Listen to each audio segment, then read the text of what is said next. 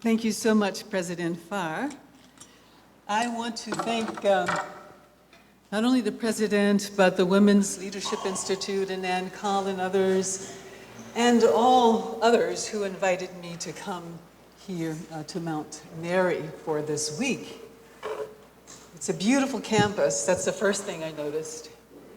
And there are a lot of beautiful people here as well. I also want to acknowledge all of you in the audience for being here today. I know you're here today because you're concerned about injustice in the world. I know you're here today because you want to reduce suffering in the world. I know that you're here today because you see so much harm all around you, everywhere.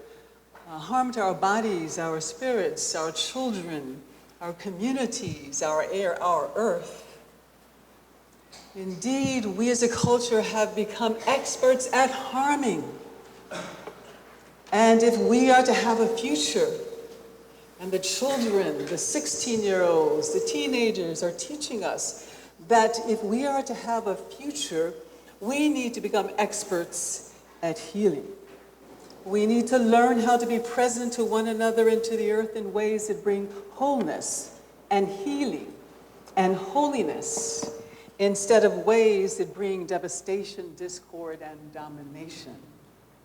Restorative justice based on indigenous insights, including African indigenous insights, including the core value that every human being is good by nature. Restorative justice based on these indigenous beliefs offers us a toolkit to become more skilled in healing ways of being present to one another and to the earth. Kaseri and Injera. Can you say that for me? Kaseri and Injera. With a little bit more energy. Kaseri and Injera.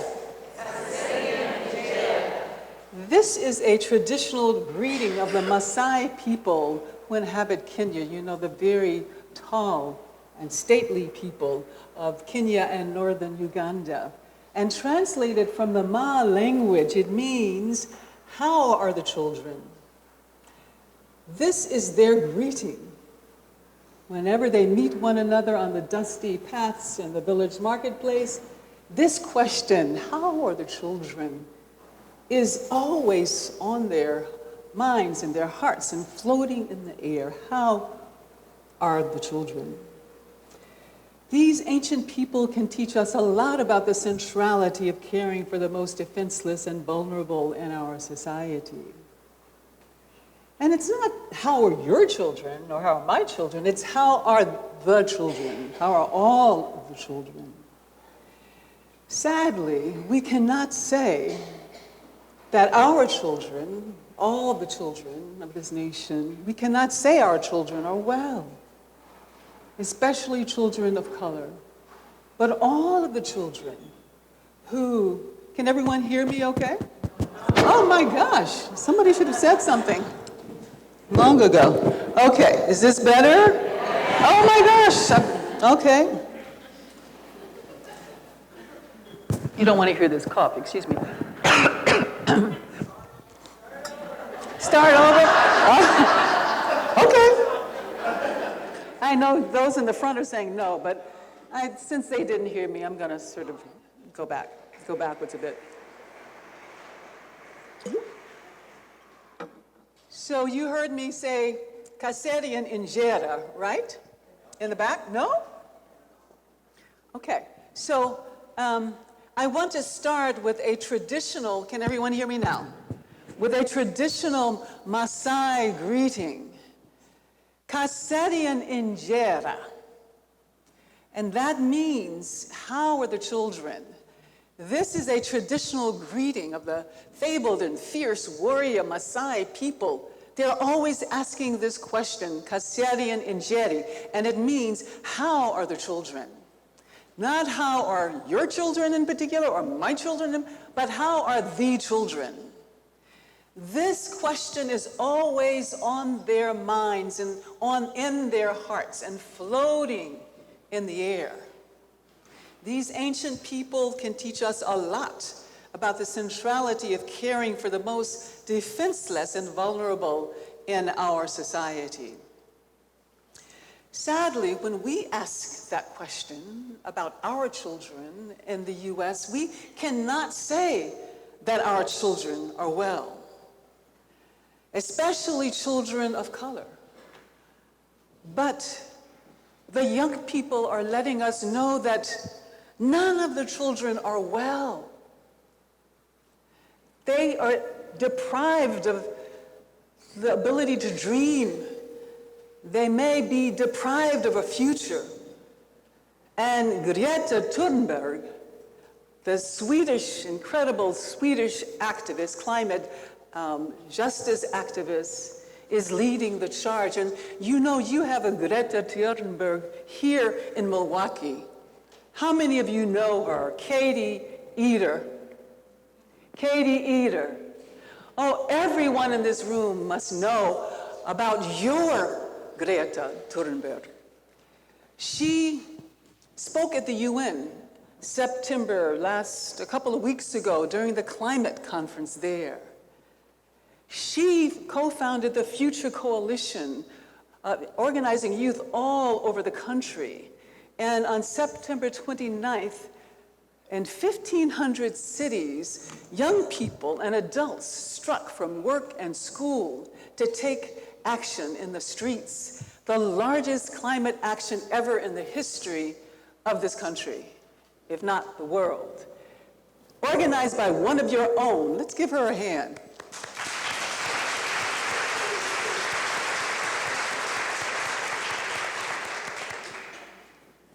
1,500 actions in 50 states around the country.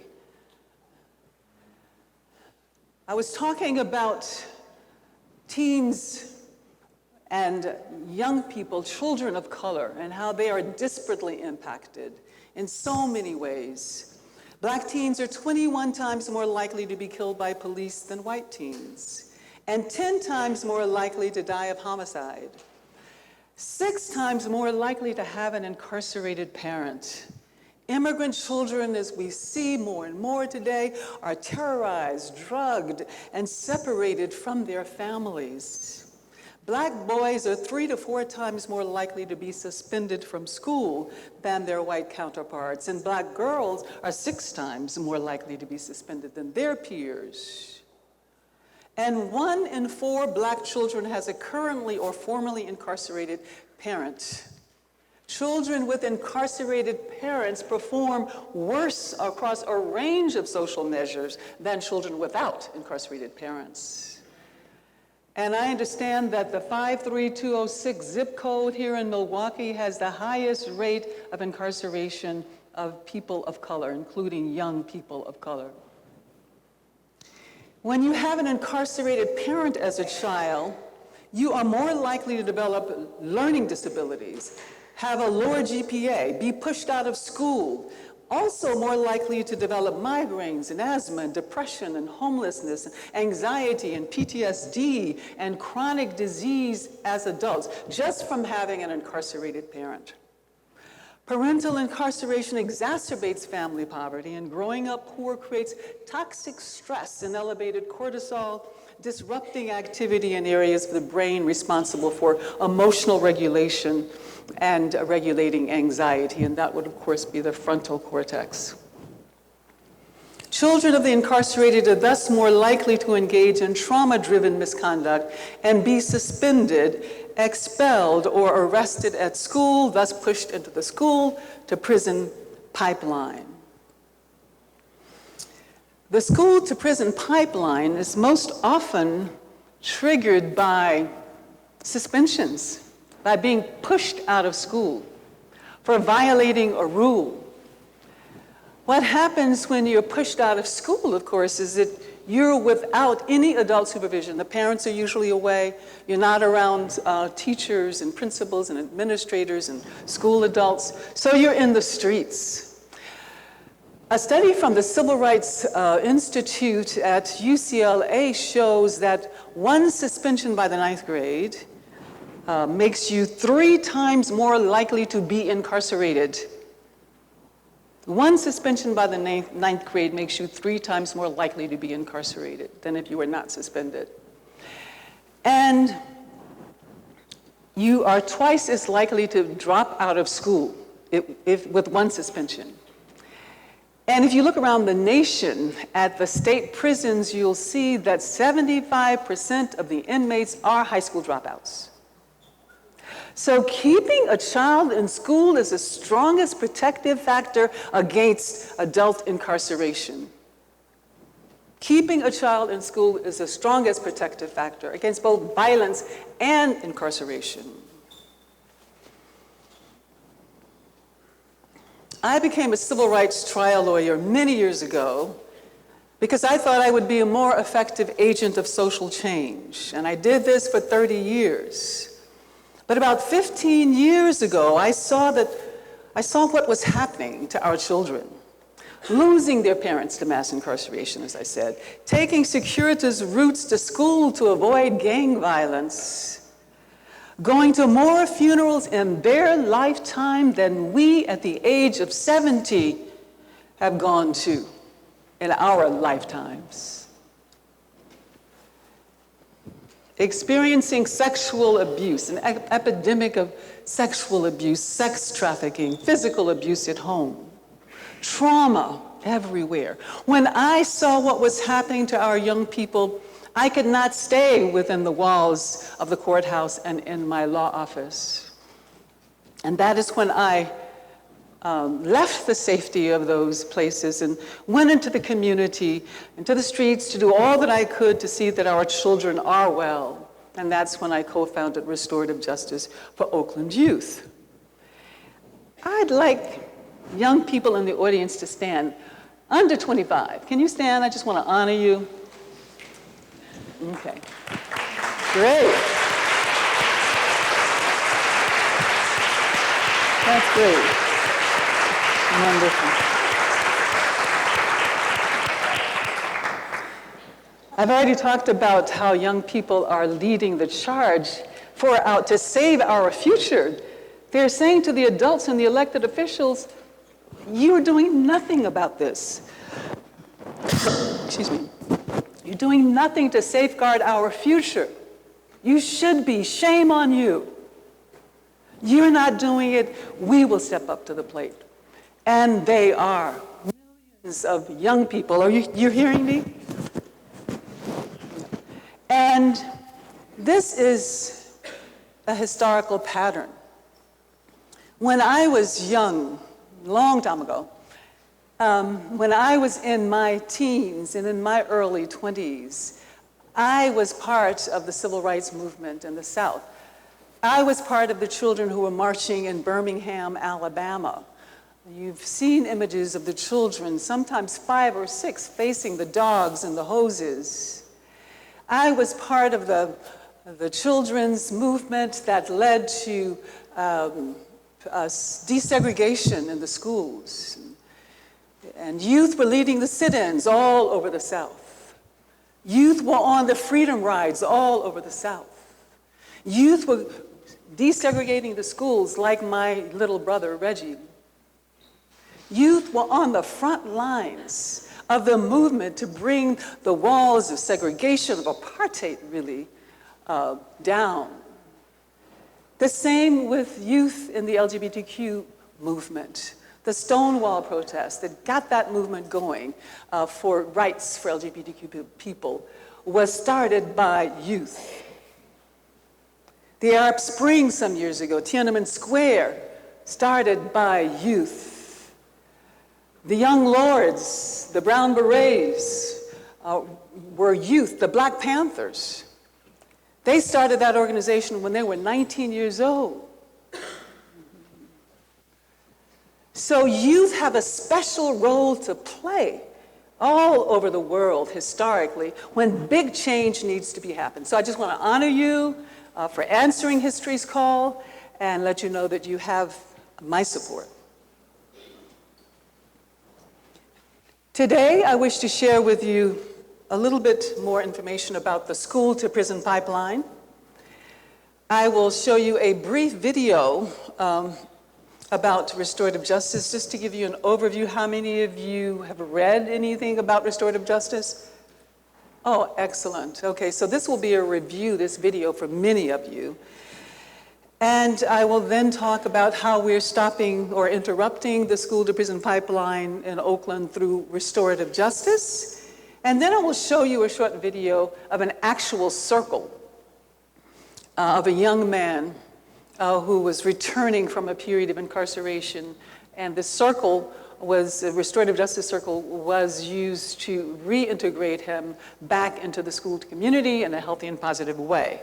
Then I'll close with a few words about the times in which we're living. A 4-year-old black boy in a California preschool is suspended for theft for retrieving his bag of Skittles that the principal confiscated. A black 7-year-old special needs boy is arrested for throwing a tantrum while decorating an Easter egg.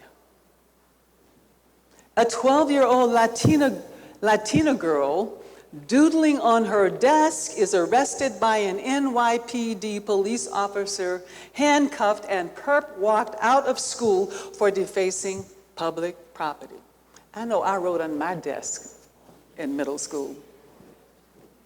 Probably many of you did as well. A food fight in a middle school cafeteria in Chicago results in arrests and 2-day suspensions for reckless conduct of 25 black children ages 11 to 15 years. A 14-year-old black boy is arrested on charges of disorderly conduct and petty larceny for stealing a 65-cent carton of milk, even though he was entitled to it as a participant in the school's free lunch program. He just forgot to get it the first time around. He went back to get his milk, and he was arrested for petty larceny.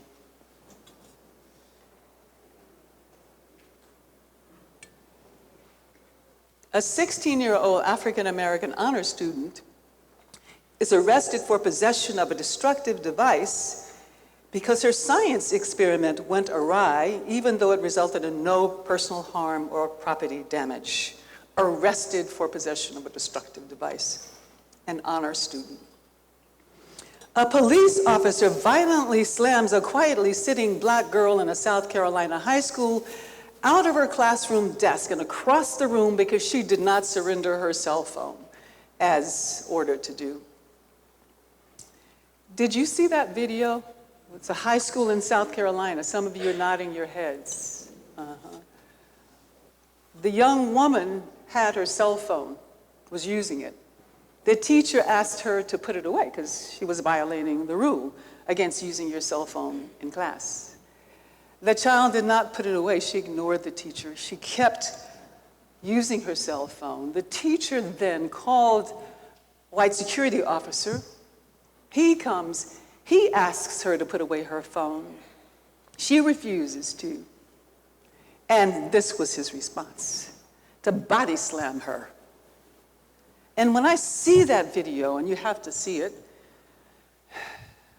I think to myself, only in a country that was born in the terror of slavery could this kind of thing happen in a classroom, which is supposed to be the safest place for a child.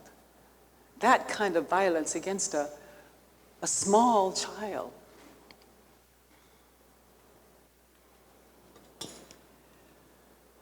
These stories are not aberrations. They are products of the structural, institutional, and individual racism on which the U.S. is founded. As Bryan Stevenson, the amazing civil rights attorney who has developed the National Memorial for Peace and Justice and the Slave Legacy Museum in Montgomery, and if you haven't gone there, taken a field trip and taken your students there to this historic memorial, I strongly urge you to do so. How many of you have already been there? Oh, no one. Please, Google, how many of you know Bryan Stevenson? Okay, there's a few. Please Google Bryan Stevenson and learn about these historic lynching memorials and slavery museum, first of their kind historically. We are finally starting to do some truth-telling and unearth long-buried truth about who we truly are as a nation. And I cannot overemphasize the importance of going there. These are stories of the school-to-prison pipeline. From slavery times to the present, Black people have treasured education as liberatory. It was unlawful for enslaved Blacks to learn to read and write, and when the slave master learned his wife was teaching young Frederick Douglass to read, he at once forbade it. If you teach him how to read, there would be no keeping him. It would forever unfit him to be a slave. Teaching him to read and write would forever unfit him to be a slave. Upon hearing these words, Douglass had an epiphany. He understood in that moment that education was a pathway from slavery to freedom, and that was the most important thing that he and any slave could do to free themselves. Douglass went on, of course, to become a leader in the anti-slavery and women's rights movement, an author and a U.S. diplomat. So those Black people in the audience will know that for Black people, education is held as sacred, going back to the times of slavery and the story of Frederick Douglass. And my mother believed in the sacredness of education as well. She had 4 children, and we have perfect attendance. Perfect attendance. Even when we were a little sick, she would make us go to school. Not only that, but my mother was orphaned as a child and was placed in a rural town in Alabama with a foster family. It was probably all very informal in those days. And that city did not have a high school. In fact, there was only one high school in the state of Alabama for Black people. That was Parker High School in Birmingham, Alabama. So when she finished middle school, she begged and pleaded and implored her parents, her foster parents, to allow her to continue her education in Birmingham, Alabama. But would not relent. She tried and tried. And so at the age of 14, she ran away from home. Education was so important to her, even at that age. She ran away from home to Birmingham, Alabama, where the YWCA housed her, and I'm grateful to the YWCA even today, and we certainly owe a debt to them. And then she went on to become one of the first African-American women, if not the first in the state, to get a master's in early childhood education. My mother and Frederick Douglass would be turning in their grave to know that today, instead of creating pathways to success and liberation, schools are creating pathways to violence and incarceration. The school-to-prison pipeline involves criminalizing our children instead of educating them. The school-to-prison pipeline means schools look like prisons, windowless, security checkpoints, wand searches, police everywhere. The school-to-prison pipeline means criminalizing normal adolescent behaviors like writing on a desk, like having milk fights in the cafeteria. That is the problem. And for me, it is important not simply to focus on problems with our educational system, with our economic system, with our whatever it be. It's important that we understand and have a clear analysis of those problems, but we must not stop there. What are the solutions? Focusing on solutions is a high priority for me. And I want to share with you what we have been doing in Oakland to interrupt the school-to-prison pipeline through restorative justice. But first, I want to start with a video to give you an overview of restorative justice. If crime hurts, then justice should heal. That's Fania Davis. It makes sense, right? Unfortunately, that's not what we're doing. In the US, there are 2.2 million people behind bars and nearly 5 million on probation and parole in a system of mass incarceration laden with racial injustices that disproportionately affect minority communities. 1 out of every 14 children has a parent in prison, destroying the health, stability, and resources of entire communities. This is the retributive justice system, and it operates on the theory that punishing people for crime makes them stop. It's hugely expensive, destructive to the human spirit, and worst of all, it doesn't work. Psychiatrist James Gilligan even calls it the most powerful stimulant of violence that we've yet discovered. People are looking for another system. Fortunately, there is one. It's called restorative justice. It focuses less on punishing the crime and more on holding people accountable in order to heal the harm. Restorative justice is based on who we really are. We're designed to live in community, to be of service to one another, and to nurture and repair our relationships. Where the retributive system asks, who did it, what rule was broken, and how do we punish them? Restorative justice asks, what is the harm? Who has been harmed? How do we repair it? Here's how it works. All the stakeholders get a chance to be heard in a facilitated process that balances the needs of victims, offenders, and the community. The person harmed explains how he or she was hurt. This itself is healing as it meets the need for acknowledgement, validation, and repair. The person who did the harm is held accountable in a new way. They're also given the opportunity to accept responsibility for their actions, which is also healing, share their perspectives, and to make amends for the harm they caused in the relationships that were broken. The whole community has a chance to address the underlying problems that gave rise to the situation, and then everyone works together to find a way to restore balance and offer healing to all stakeholders. In restorative and community justice, the concept of beloved community and living in right relationship is key. You're restoring justice and just relationships within the whole community. Does it work? Well, look at this.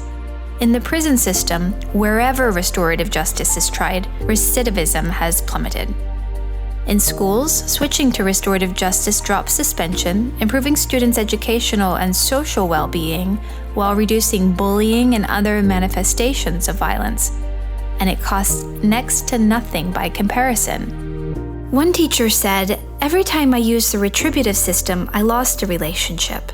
Every time I use this new system, I gain one." Restorative justice is justice that works, justice that transforms, justice that heals. Now that sounds like something we all want more of in our communities, so spread the word in yours.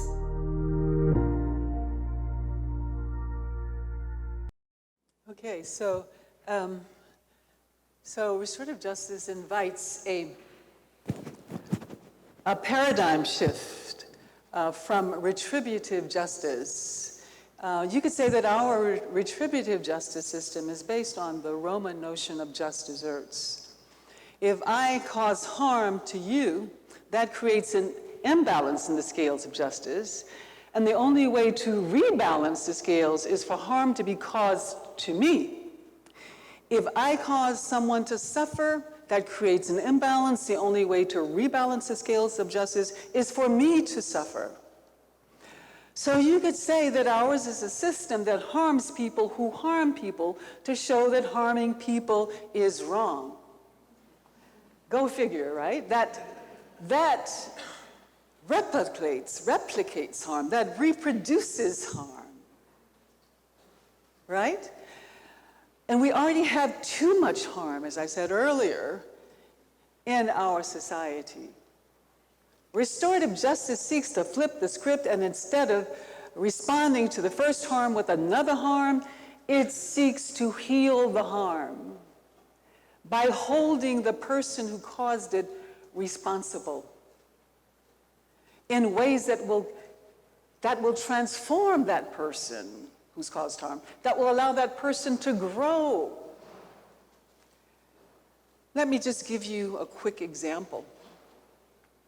Say a young person is charged with arson, with burning down an ice cream, the favorite community ice cream parlor.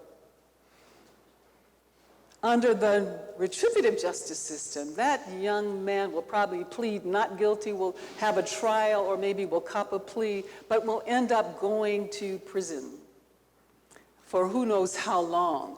And as was mentioned in that video, prison only creates better criminals. It only stimulates, it's a powerful stimulant of even greater violence. A restorative justice approach would mean sitting down with that young man and the community that he harmed, the owners of the ice cream shop, the customers, the community members who love that and who have fond memories, lifetime memories of being there, would sit down with him. And he would need to listen to them, and recognize the harm that he's caused, and apologize, say sorry, and do sorry. And it would be the whole circle, including that young man, who would decide what doing sorry means, what he would need to do to repair the harm. In that particular case, the young man it was decided by the circle that the young man would spend, I can't remember how much time, maybe 6 months or a year, working inside the burn ward of the local hospital, being the assistant to people who had been burned, personal assistant, changing their bandages, cleaning the wounds, and being surrounded by people who had been harmed by fire. And that was a transformative process for him. He will never reoffend. He has not reoffended. So the point that I'm trying to make is that restorative justice comes up with more creative responses to harm that don't simply cause more harm, but seek to heal the harm and prevent its recurrence.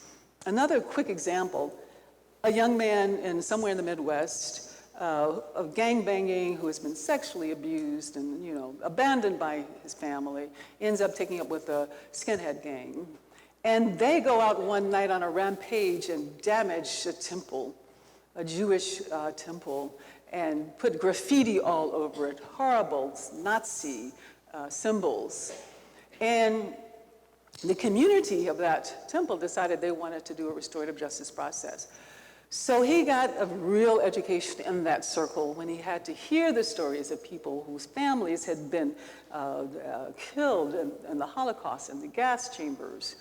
And the circle decided that he could make things right, as right as possible, by, first of all, of course, cleaning up the graffiti, but also working at the temple for a full year with the janitor to keep it clean, and taking classes on the Holocaust. That transformed him. If he had been put in jail, he likely would have come back the same person or even a more hardened criminal. So those are just some examples in the criminal justice, in the juvenile justice context of how restorative justice transforms harm, but not in a cuddly way, not cuddling the wrongdoer, not just a slap on the wrist, but through some deep, difficult, challenging, transformational work where they have to look at themselves in the mirror and look at the people that they have hurt. And usually at this point, I spend some time kind of debriefing with the audience. But we have a question and answer period at the end, so please take note of your questions and submit them to us so that I can hopefully respond to them a little bit later. Let me just say that that particular circle that you saw is one of 3 types of circles that we have been using in the Oakland Unified School District, 3 types of restorative justice circles. The first type of circle is community building. It's a circle that is done in the classrooms and sometimes school-wide in all of the classrooms separately to build relationships, to deepen a sense of community, to create a culture of connectivity and care and healing, to create spaces where our young people have their voices heard and feel that they are being heard, to create spaces where they feel a sense of belonging. I belong here, I matter here. And we do all of that through the elements of the circle. You saw the talking piece, you saw the values, you saw the facilitator who was there to create a space where everyone's voice could be heard. So that's the first tier 1 circles are community building. That involves the whole school, the cafeteria workers, the school security officers, as well as the students and teachers and administrators. The second level is a conflict circle. Many people think of restorative justice as a conflict resolution modality. However, it does that. However, it's most important, or it's just, if not more important, to have those community building circles to promote social emotional learning and to create that sense of connectivity for our children and that sense of belonging. And we actually recommend that schools do far more of those community building and relationship building circles than don't wait until a conflict occurs, you know. Start doing preventive work through these community building circles. The third level, the tier, it would be sort of circle that you just saw. That's a reentry circle when a youth has caused harm and has actually been suspended or expelled because the restorative justice process was not available, or has been incarcerated. Then when they are ready to come back, they come to this circle to help them reintegrate in the most positive and healthy way as possible. With Cedric, he had actually had a gun in a backpack, and it accidentally went off at another school. He had a gun because he was dealing dope, and everybody who deals dope has a gun. He was dealing dope to help pay the rent, to help his mama, and you heard allusions to that in the circle. And Cedric did well, graduated with a 3.5, and even though he was egged and provoked on at least one occasion that I can remember, and actually hit by another of his classmates, he was very mindful and did not strike back. He did get an internship and did well. However, after he graduated, because we did not have circles in the community at that time, unfortunately, he reoffended. I can't remember what occurred, but this was maybe 4 years later. But that experience led us to understand the importance of having these spaces, not only in schools, but also in communities. And that is, in fact, we just got a major grant to do those kinds of healing circles in the community as well. Very quickly, I want to just say that we started this restorative justice work in the Oakland public school system back in 2006 when we started a pilot project at a middle school. Within less than a year, we were able to reduce suspension rates by 87%, which means saving a lot of kids from the school to prison pipeline. Completely eliminate violence. When kids had a conflict on the playground, they would come into the restorative justice room, and by the way, that was a restorative justice room that you saw in that video, but the kid would come to the restorative justice rooms and say, Miss Alfred, who's the restorative justice coordinator, we need a talking piece, we need to have a circle. So they learned to talk through instead of fight through their differences.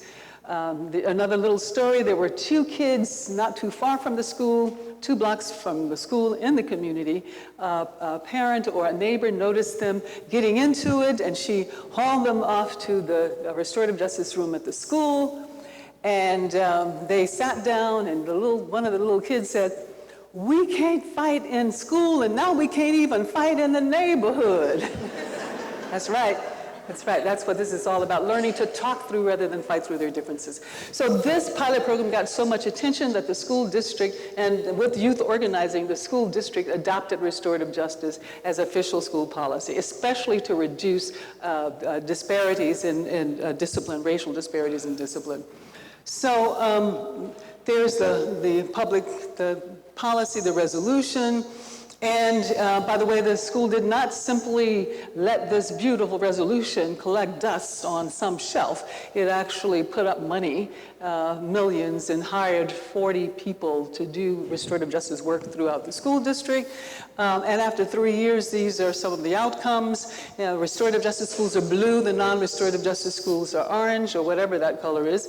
And you can see that after 3 years, restorative justice schools in the blue had graduation rates increased by 60% compared to only 7% in non-restorative justice schools. Reading scores increased by 128% compared to only 11% in non-restorative justice schools.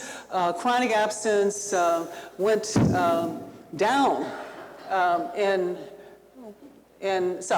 went down in restorative justice schools, the blue, and went up in non-restorative justice schools by 62%, and so on. The four-year dropout rate also came down really significantly in the restorative justice schools. We find that when a child feels that sense of connectivity, and studies show that the single most important factor in the academic success and social success of a young person is having just one caring adult. Well, these circles create many caring adults, and the school becomes a community of caring adults and caring peers when restorative justice is faithfully implemented. And that accounts for these amazing successes. Let me just very briefly tell you the story of Cameron. Excuse me. Cameron, I met at that school, which, by the way, that school was an alternative school, a school for justice-involved youth that you saw depicted in the video. And I met him at that school. He had, at the age of 4, had his first suspension for theft. And you know what he stole? His mother would give him Skittles when she dropped him off at preschool because he had a separation anxiety, and so she would give him that to assuage that anxiety. And one day the principal saw him with the Skittles unopened, not eating, and he scolded him and grabbed the Skittles and unlocked his office. The principal unlocked his office and walked in and put the Skittles in the bottom drawer of his desk. Little Cameron, even ingenious even then, creative even then, was just kind of scheming. Now, how am I going to get my Skittles back? I can't go in through the door, of course, because it's locked, but there's a window over there. That window is up way this high, and I'm way down here. But there's a chair. Let's pull that chair over. He pulled the chair over, stood on it, opened the window, got into the office, and retrieved his Skittles. And when the principal saw him with it, he really scolded him this time and suspended him for 4 days for theft, this 4-year-old. That led to a series of suspensions and arrests as Cameron grew older. He had a milk fight in the cafeteria with some of his friends, and they were arrested for assault. He ended up, after 150 suspensions and several arrests and expulsions, by the time he was in 11th grade, he was gangbanging, not motivated at all. A truancy officer found him and brought him to the restorative justice school where we were doing a pilot, the same one depicted in the video. And, he's sagging, of course, and he is just down like this, kind of like Cedric was in the very beginning. Did you notice Cedric's transformation? In the beginning, he was like this. You couldn't even see how pretty his teeth were, and you could hardly understand him. Well, Cameron presented like that because he was so used to being stereotyped and called a thug and treated like a thug or a gangster by adults in the school system, unfortunately. But when he came to this school, before he could cross the threshold, the principal came and hugged him. The vice principal came and hugged him. Even the school security officers did, and brought him into the principal's office, and she had his thick jacket of suspensions and arrests and expulsions, and she gave it to him. You tear that up. This is the school of second chances. And he did. And then she took him to the restorative justice room, the same room that you saw in the video, where there was a circle of young black men where they were crying, they were speaking from their heart. And he's thinking, I've never seen black men, speak like this, emotionally and from their hearts. He, that was it for him. It led to his transformation. He ended up graduating at almost a 4.0 average, very, very smart young man. And even though most of his friends had been incarcerated, or many of them had been killed due to gun violence, he went on to graduate, and he actually came to work with us and did trainings with me from time to time. And we were training 4 school districts in a rural area in California. And he, at one point in the middle of the training, came over to me and said, Miss Davis, you see those two guys over there? Well, they're from the principal and vice principal of Stockton High School, and they expelled me. They suspended me, and then they ended up expelling me.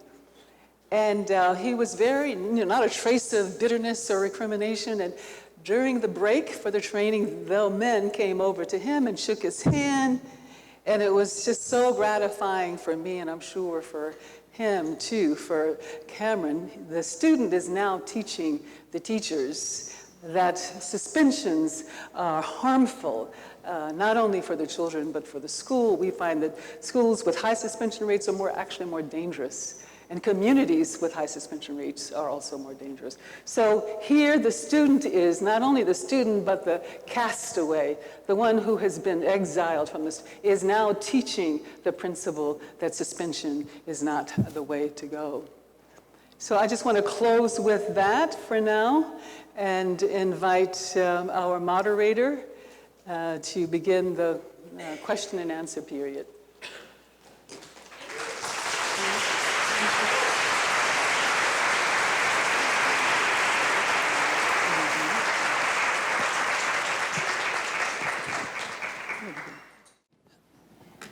Well, while we wait for questions, I would like to thank Dr. Davis for coming to Mount Mary and sharing her wisdom with us about restorative justice. One of the things that stood out the most to me in her presentation was when she says keeping a child in school is one of the strongest protective factors that we have that can reduce the school to prison pipeline. And what I want to say is, let's extend that even further. Keeping a child in school, yes.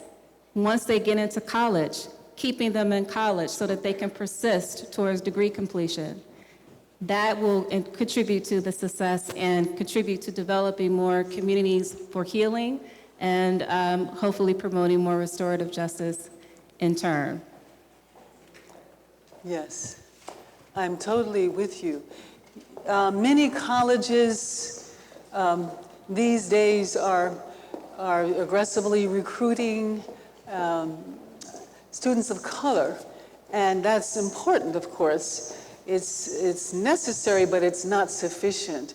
Our institutions of higher learning need to commit resources to retention as well, and need to intentionally create spaces and activities to create a sense of welcome for students of color who are in a very different environment. So it's more than just getting them into school, it's creating spaces where they feel a sense of belonging and welcome, and then they will thrive, just as Cameron did.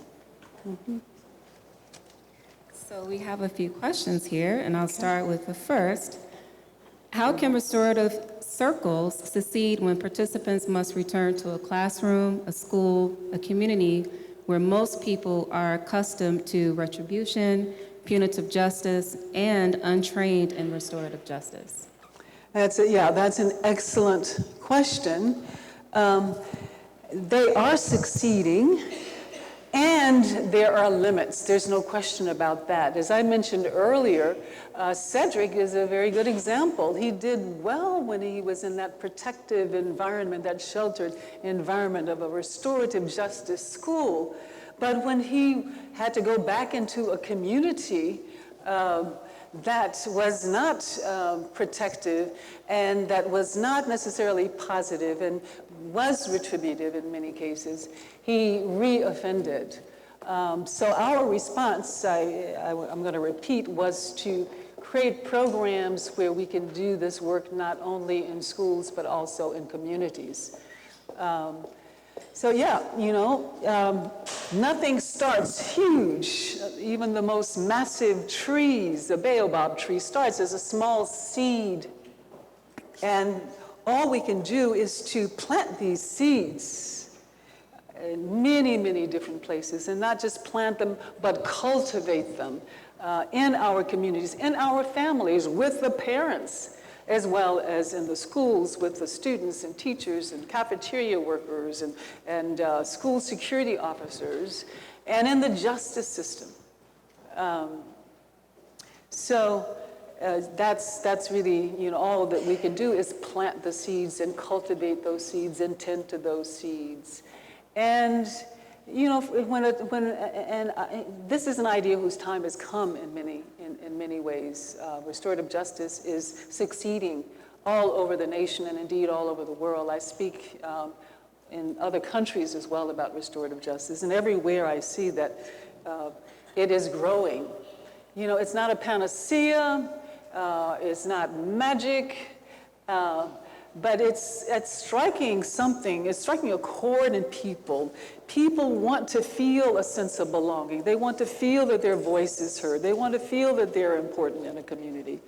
So I think because because of that, it's resonating with everyone. I mean, whether we have circles in Oakland with the police chief and 7-year-olds, and they both have a very meaningful experience. A sense of connection is created in those circles.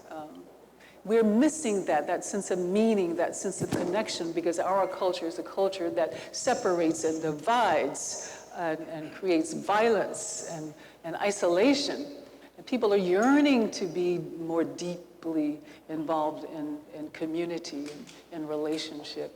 And it's pathological, really, or it can have pathological effects when we are not deeply involved in community. All of the shooters, the mass shooters, whether in schools or in the community, they do psychological profiles and they have no connection. We are hardwired as human beings to be in connection with one another, as that first video that I showed you says. And because people are yearning for that connection, I think that's why restorative justice is expanding as rapidly as it is.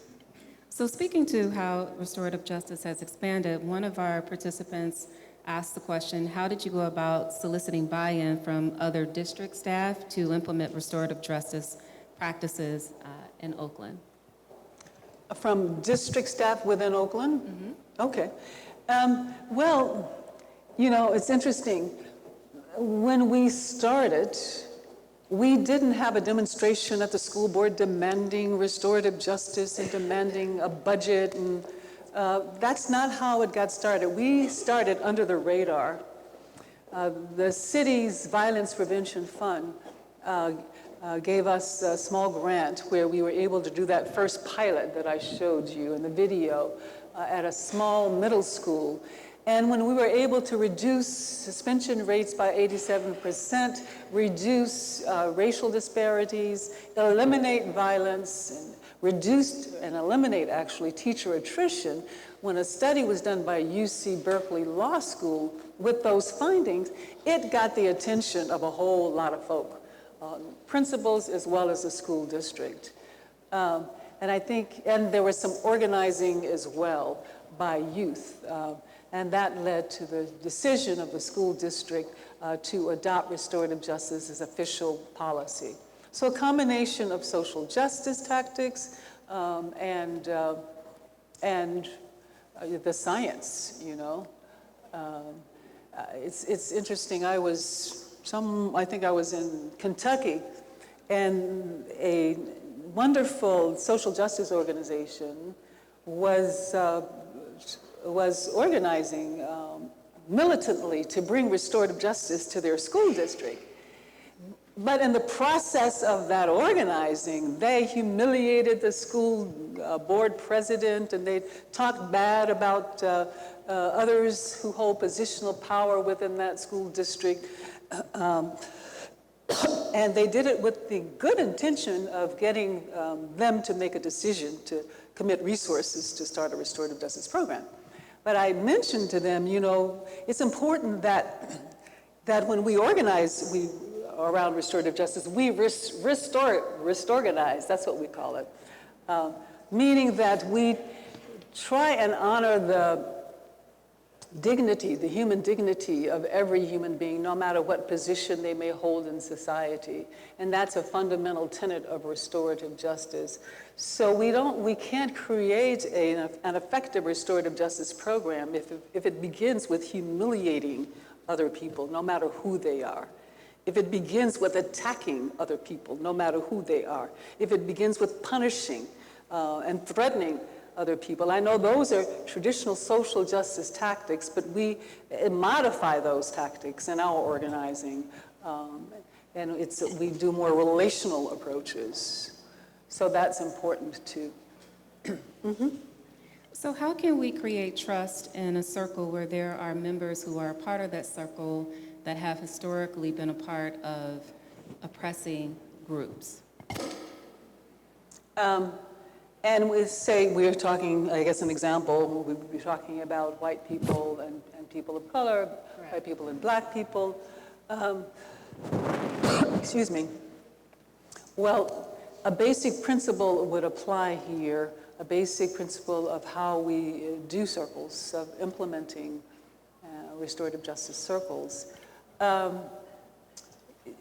There have been circles, I've been in some where grievous violence, sometimes lethal violence has occurred. And we have brought together the person committing that violence with the person who they harmed, or with a surviving family member of the person who was harmed. Now, and by the way, there's a video if you're interested in exploring what these processes look like and how you organize it.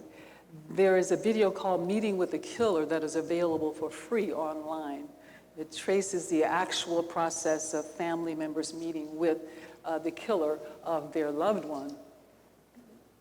The process in that particular case took almost 3 years. You don't willy-nilly come into circle without preparation, especially in a conflict circle. In a circle like what you saw, community building, it's a little different.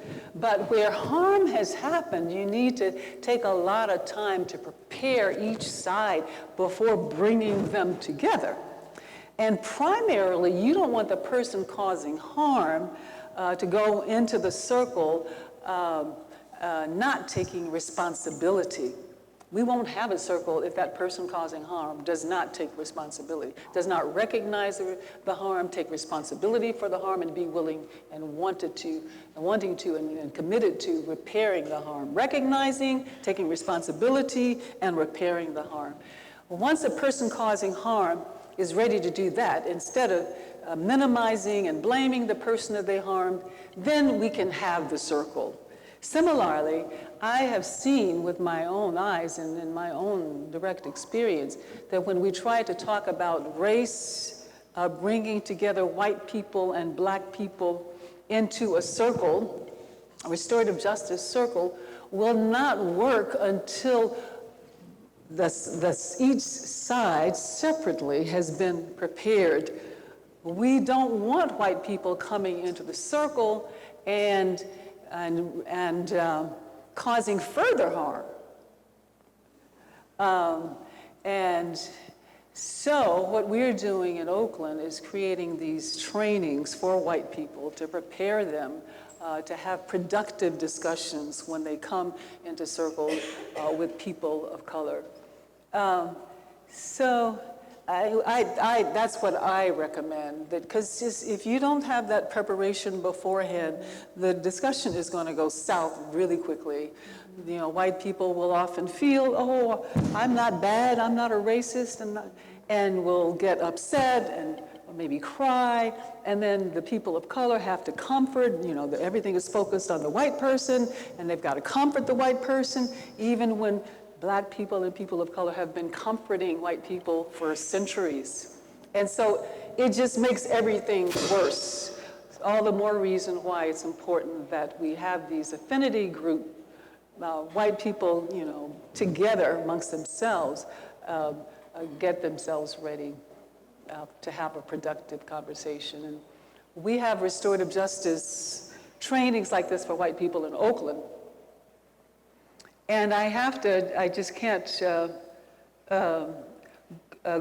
can't move on without talking about the incredible work that I see white people doing all over this country.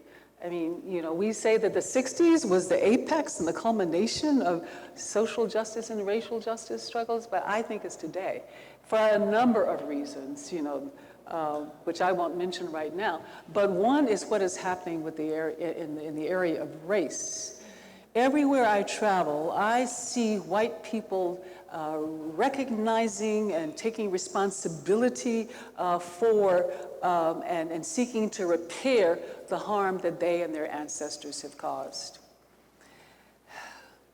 I see white people who are unearthing these buried truths about how their ancestors were big slave traders or slave owners or presided over lynchings. Truths that these white people, even as adults, 40, 50, had never heard of when they were growing up.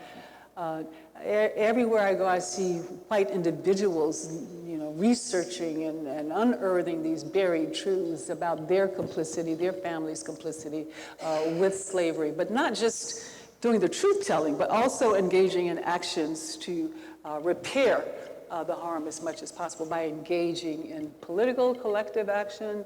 And without saying more, there's an organization called Coming to the Table that does that work.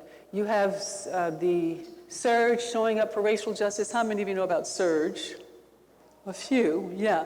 But Surge is doing incredible work in really holding up the mirror, looking at themselves deeply and seeing how they as individuals are perpetuating structural and institutional and historic racism. They don't mean to. It's not intentional, but it's just there in them. It's embedded in them, in the collective psyche. It's embedded in all of our institutions. And I see incredible work being done by white anti-racist activists today to recognize the nuanced and subtle ways in which they perpetuate racism. And I taught a workshop at Harvard earlier this year. It was mostly white. And we asked, how many of you consider yourselves racist? And all of the white participants in that workshop raised their hand. My co-facilitator and I were just amazed. It was a good thing to see that they recognized that just by virtue of the culture that they live in and the history of this nation and the institutions that surround us and the air that they breathe, that they carry racism. Not intentionally necessary, they call it implicit bias, they call it unconscious, but believe me, in every white person it's there. And so those white participants in that Harvard workshop understood that. They didn't think it meant that they were bad people. It just meant that they had a lot of work to do, a lot of work to do. And we were very impressed to see that, that they said, yeah, we're racist, we are racist. And Surge understands that. And Coming to the Table understands that. I'm also really, really impressed by what the universities are doing in unearthing these long buried truths of how they benefited from slavery and the slave trade. Georgetown unearthed this long kept secret that they were supported by a slave auction in their early years. That's how they were able to stay afloat as a university. So now, to make amends for this, they are in touch with the descendants of these 200-odd slaves that they sold to keep the university afloat, to figure out, how they repair the harm that was done. Harvard has told the truth. Often these things happen in the universities with student organizing. At Harvard, the students demanded that the law school remove its shield because on the shield was the family crest of Isaac Royal, one of the major slave owners in U.S. history. So the dean did remove that crest, or removed the shield. And another example of Harvard's work in this area of truth-telling, and not just truth-telling, but repairing the harm, taking responsibility and repairing. Buildings that were named after slave owners were renamed after the slaves who served those buildings were named after presidents who lived in those buildings and who were served by slaves. And the buildings were renamed from the president's name, the former president's name, to the names of the slaves who worked in those buildings. And there's a memorial to the slaves also at the law school. So, and this is happening in many institutions of higher learning across the country. So I forgot where we started with that, but we were talking about race. Yeah, I'm very encouraged by the work that I see white activists doing, as young activists especially, and what I see universities doing, and telling the truth about taking responsibility for and taking action to make amends. So on the flip side, we have another question as it pertains to something that's currently happening in our country. Recently, I don't know if you all are familiar with the policewoman, Amber Geiger, who was found guilty for killing Botham Jean, and that there has been this outcry and outpour of criticism and critique around his mother and brother immediately going to console her during the sentencing. And so participants' questions, and it's about 3 of them, and I want to summarize what they're saying. I want to speak clearly to what our participant is asking. Are white people transferring personal forgiveness of Branch Jean to black people generally? Say that again. Are white people transferring personal forgiveness of Branch Jean to black people generally? Do whites extend the same forgiveness to black people who kill white people? And do white people expect forgiveness as part of their legacy of privilege? Whoa. It's a heavy question. Let's start. I may have that person come up and say a few words. So let's start with the last question. What do white people expect? Forgiveness as part of their legacy of privilege. I'm not white. I can't answer that question, but I am, as I indicated earlier, much more encouraged by the white people, like the young people at Harvard and like the Surge membership, taking that approach. And that's of course, to expect forgiveness is to simply continue that sense of entitlement. So I would hold up other white anti-racist activists as models. Mm-hmm. What was the second question? The second question is, do whites expect or extend the same level of forgiveness to black people who kill white people? Again, I am, not white, but these generalizations are very, very difficult. Mm-hmm. I would only say that as African indigenous worldviews make plain, every human being is good by nature. We in African and other indigenous cultures believe in the inherent goodness and equal moral worth and dignity of every human being. That's the bottom line. However, human beings make mistakes, and sometimes really, really bad mistakes. And I would like to think that I would be compassionate enough to hear the story of the person who caused harm to me or my family, the white person, if that were the case. I would like to think that I would want to sit down in a restorative process to understand what that person's story was, and for that person to hear my story and my family's story. And I would like to sit in a circle where that white person takes responsibility, takes responsibility for, and seeks to repair the harm. And if all of that happens, then I can have compassion and maybe forgive. But to me, the forgiveness, it's more the work that has to happen to get there, you know. Not minimizing, not denying, not being in denial about the harm that racism, that white racism has caused, and taking responsibility, even each individual white person, and taking action to repair, then the compassion, and perhaps forgiveness can happen. Absolutely. Mm-hmm. Okay. Our next question, I surmise, is from one of our students. What advice do you have for youth who are looking to make change but don't know where to begin? Talk to mentors like Professor Tawana, and who is the other sister who works with the BSU? Stand up, please. Yeah. And tell me your name again. Lauren Gilbert. That's right, Lauren Gilbert. Yeah. Working with Lauren Gilbert. Begin where you are standing, you know.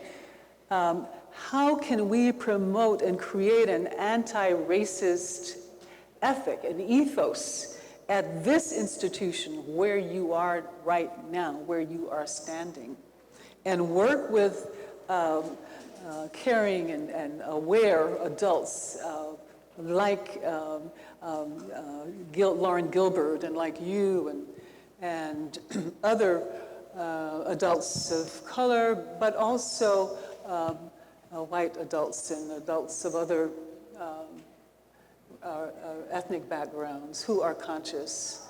But yeah, make a model of Mount Mary, you know, as an institution of diversity that understands, yes, they are racist, but don't take it like, oh, I'm a terrible person. Oh, I'm not. You know, just be clear-eyed and clear-headed. Now, what do we do? Yeah, recognize, you know, the harm that continues from slavery. It's not over. Slavery is not past, you know. We're still seeing the impacts of slavery. And that's because we buried this horrible thing for so long. And just like people who have traumatic childhoods, if they never face and confront what happened to them in their childhood, they'll keep repeating the same trauma. And we are in that cyclical kind of repetition of history. Maya Angelou says, history in its wrenching pain cannot be unlived, but if we face it with courage, need not be lived again. So our task is to face our history, you know, pull it out from, unearth it, unbury it, and take responsibility for it, and take action to repair it so we can move on and get out of this repeating pattern. From slavery, we went to convict leasing to debt slavery to lynching. All these things were abolished legally, right? But they were replaced by other things. So today, it's been replaced by mass incarceration, by school to prison pipeline. It's just morphing until we face our history and take responsibility for it and take action to repair it. We'll repeat that. So, so do the work here, students. Yeah. As a potential resource, what Milwaukee high schools do you know of who are conducting circles effectively? I don't know that, but I think the president of the school board is here, and yes. Do you want to address that, Larry? Can you, what's that? The person that oversees it is here. Oh, okay. Man, Shada, would you like to speak to it? And tell us, I mean, if you're just beginning, Tawana, just tell us where you are in the process. What I can say is that I'm very encouraged as one who is a product of MPS and has worked for MPS for over 18 years. I will say that restorative work has been in our district since at least about 2006 and has touched a lot of people. I would also say it's a journey, and I'm most encouraged because I see a variety of entities, our union, MTEA, our board membership, our leadership. Dr. Posley, I know at least was here, and some of our leaders are still here. And so I'm excited about working with the community and growing the work. Okay, great. Thank you. How are we on time? Do we have time for more questions? One more question? Oh my, the pressure is on. Okay, let's see. Which one? You've got a whole handful of Yes, them. I do. Oh, boy. And my apologies for those of you who took the time to write questions because we couldn't get to all of them. But can I say that I'll remain, if some of you really have very pressing questions, I will remain here. I think we have something, I can remain here for 15 minutes or so. Yep. Okay, thank you so much. Okay. Let's start from the beginning. This question is about the beginning. What is an appropriate age or grade level to start the restorative justice efforts? I realize it's never too late, but how can this positive effort deal with smaller issues, be more proactive before so much trauma occurs? So there are two questions there. How can we... So what's an appropriate age to begin the restorative justice efforts? And then how can we be more proactive before trauma begins? Yes. Yeah, well, unfortunately, we are traumatized, you know. Historically, we're traumatized. Intergenerationally, we're traumatized because we are a nation that is born in trauma, and it has never been interrupted. It has never been healed. And of course, there's trauma in our communities, whether the trauma of mass incarceration, of poverty, of violence, police violence, community violence, gun violence, the trauma of children not knowing that whether they will have a future, you know. So we are saturated in trauma, unfortunately, and of course, communities of color bear the brunt, as always, of that trauma. But in terms of doing this work proactively in, say, a school setting, instead of waiting for violence and trauma in that sense to occur, do community building circles.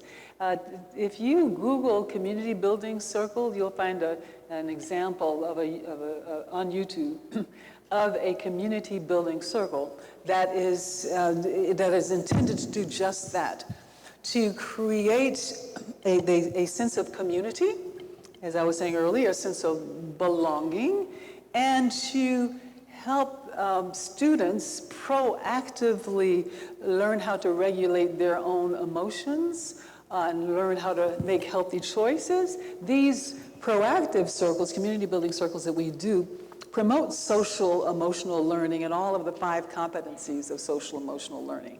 And so there is less likely to be conflict.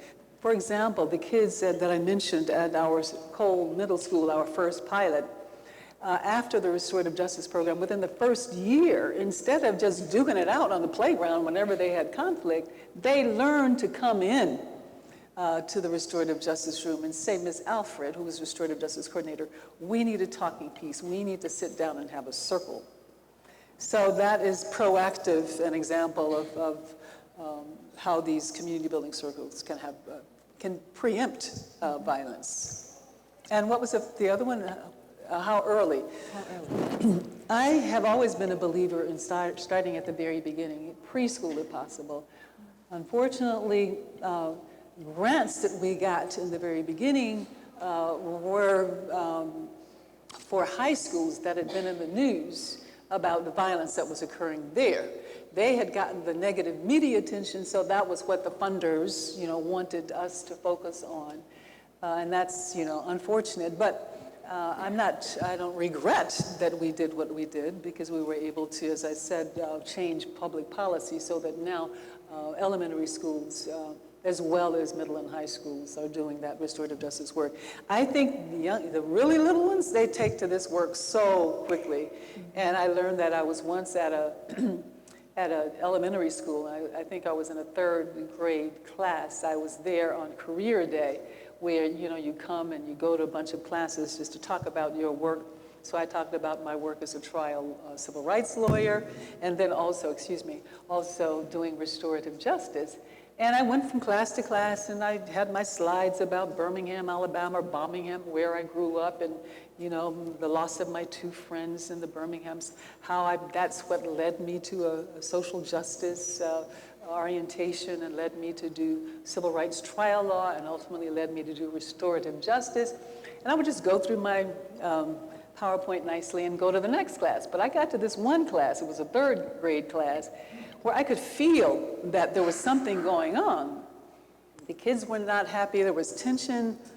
And so we basically, instead of going through my career PowerPoint, we just did a circle right then and there with these 3rd graders who had never been in a circle before.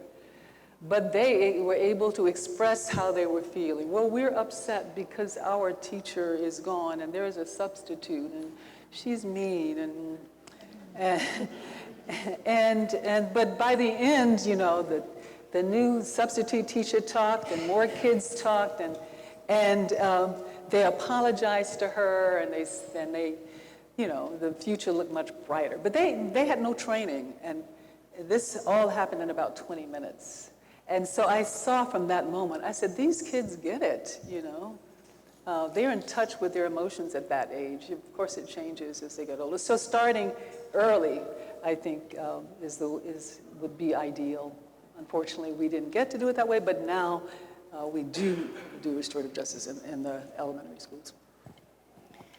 Well, unfortunately, that is all the questions that we have time for. Would all of you join me in standing and giving Dr. Davis a round of applause? Thank you so much.